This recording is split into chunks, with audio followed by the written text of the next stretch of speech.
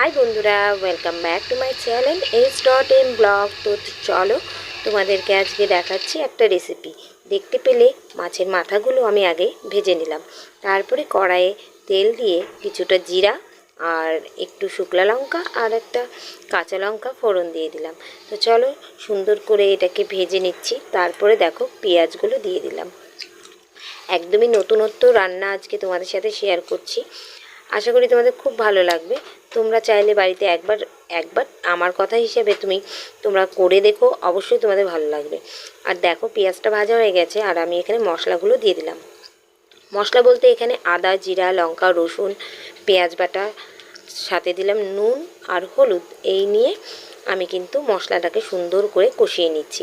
এখানে দেখো আতপ চাল নিয়ে নিয়েছি, ওই 250 গ্রামের মতন আতপ চাল আমি নিয়ে নিয়েছি। এই দেখো মশলাটা কষানোর পরে আমি কিন্তু এই আতপ চালটা দিয়ে দিয়েছি। গোবিন্দভোগ আতপ চাল আছে, তো আমি ভালো মতন ফ্রাই করে নিচ্ছি। দেখো যতটা মানে চাল দিয়েছি সেরকম আন্দাজ করেই মশলাটা দেওয়া হয়েছে। তার মধ্যে একটু কালারের জন্য আমি কাশ্মীরি লঙ্কার গুঁড়োটা মিশিয়ে দিলাম। তো চলো সুন্দর করে ভেজে নিই। ভেজে নিয়ে মশলার যখন একটা গন্ধ বেরোবে বা চালটা ভাজা ভাজা হয়ে যাবে, দেখো তারপর আমি জলটা দিয়ে দিলাম। একটু আন্দাজ করে জলটা দিয়ে দিলাম। 250 গ্রাম চালের সাথে আমি 1 গ্লাস আর একটুখানি জল দিয়েছি। তো এখন এটাকে ফুটানো হবে। তো চলো এটাকে ফুটিয়ে আসছি। তারপরে দেখো এই যে দেখো ফুটে গেছে আর মাছের মাথাগুলো আমি দিয়ে দিয়েছি।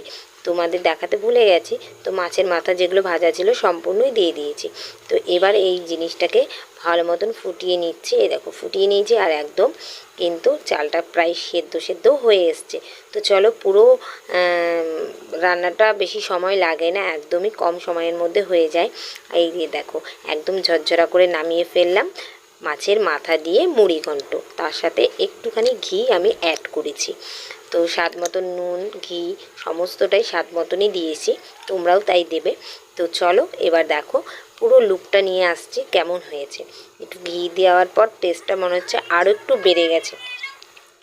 তো এই যে দেখো বন্ধুরা, আমার কিন্তু মুড়ি ঘন্ট একদম কমপ্লিট।